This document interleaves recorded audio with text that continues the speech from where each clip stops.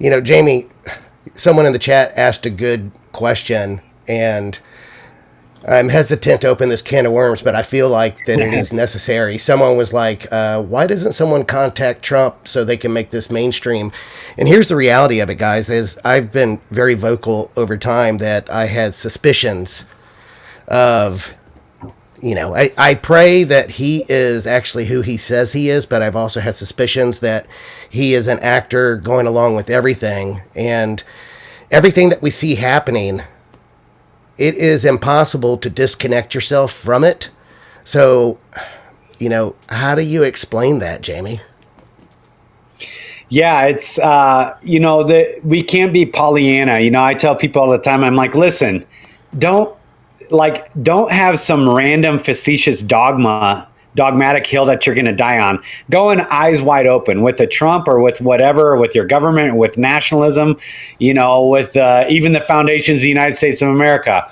I tell people all the time, you got to understand that there's a higher play here. I'm not saying, freak out and isolate and, disconnect from the culture and the country around you. We need to be actively engaged in our politics, actively engaged at the local level and the national level. We need to be activists in it, but just do it eyes wide open. So I say that all that to say is that Trump is playing a part that most people don't understand because this isn't a knock or condemnation or anything. It's just we don't know what we don't know. Exactly. But Trump is playing a very particular role according to the adepts of the mystery schools and the mystery religions.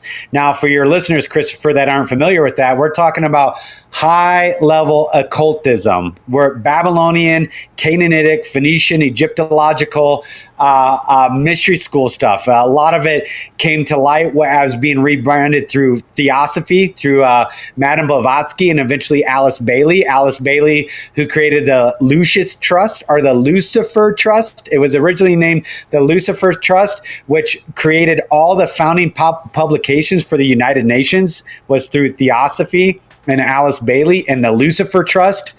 Go do your research. The Tsars of Russia flew in Madame Blavatsky to teach Theosophy, of which all modern communism is based, which is hardcore Luciferianism.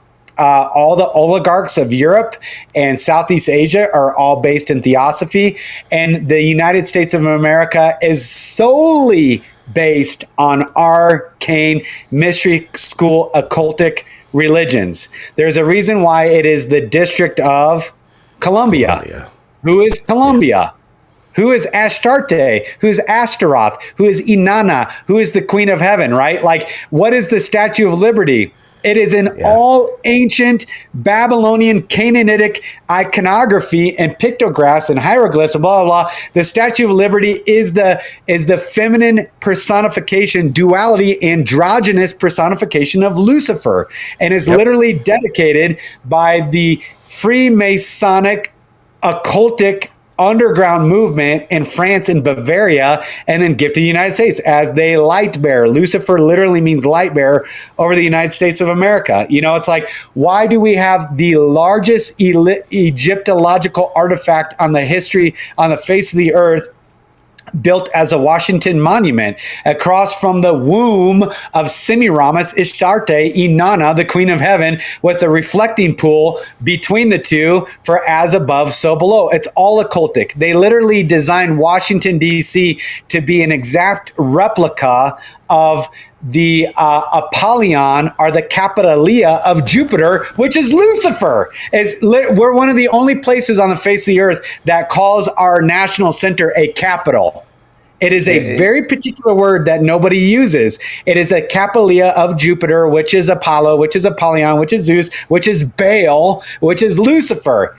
And then they designed the edifices to be the Temple of Pergamon. And in fact, everybody, probably most of your listeners are familiar with when Barack Obama, received his DNC nomination for president, that he had in Denver the perfectly reconstructed Temple of Pergamon that he walked down the states to receive his nomination from.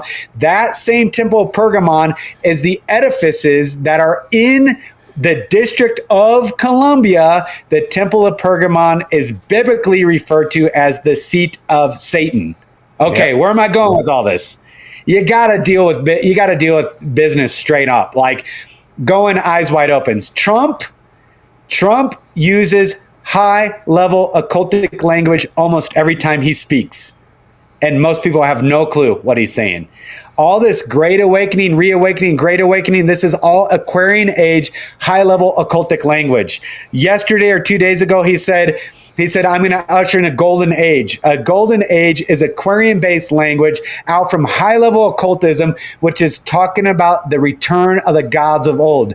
Trump has alluded that he is a type and shadow of Apollo or Apollyon, which is Baal, which is Zeus, which is a regenerated Nimrodian worship-based thing. We know that even CERN itself is built over the ancient Roman city of Apollo or Apollyon, and they say that CERN is a key that they're using to open up some crazy dimension thing to loose Apollyon or Apollo, the destroyer, back onto the earth, which is why they have Shiva, the goddess of destruction, as their main iconography. That's why Kamala's name is literally a derivative of Shiva, the destroyer of worlds. No matter what, they win. That's what people don't understand. No matter what, they're taking us somewhere. So they're either taking you through a counterfeit light, a counterfeit resurrection, a deception through Trump, or they're going to take you straight into the destroyer of worlds through Kamala. And by the way, if most people aren't familiar with Trump's iconography throughout his home, throughout Trump Tower, throughout most of his things, it is a deification, or not a deification, that would be the wrong word. It is a personification and a worship of Apollo. He has bust of Apollo. He has statues of Apollo. He has paintings of Apollo. He references himself through mystery school language as Apollo. And by the way, at the inauguration of every U.S. president, including George Washington, they performed the Rising of Apollo ceremony in Washington, D.C. They truly believe that the United States of America is the new Atlantis, from which one day Nimrod, which is Apollo, which is Apollyon, will be regenerated and resurrected to rule and reign the earth under a centralized government out from the new world of the new Atlantis of the District of Columbia. Did I give you, is everybody tracking? So like this high level stuff that people aren't aware of. So I go, yes, be active. Yes, vote. Yes, be engaged. Yes, contend for the United States of America. Yes, the Constitution. Yes, our judicial system. Yes, these things. But going eyes wide open, so you're not this rah-rah, QAnon, Trump deranged, deceived person, to not understand that you're literally being led like sheep to the slaughter. And it doesn't matter if it comes through the right or through the left. They are taking the whole world somewhere. And the United States is at the forefront of it. And actually, the reason why all of our quote unquote elected officials are sold out to China for the destruction of the majority of the United States of America through the Great Dragon, is because they're taking us somewhere. And the reason why they're all complicit and they're willing to buy out and sell out and be paid off and take stand down orders is because they have a bigger play in mind, and they are convinced that they get a seat at the new table of the new Atlantis, of the golden age, of the Aquarian age, of the blah, blah, blah, which is all the end times narrative of the rise of the beast system. It's all biblical.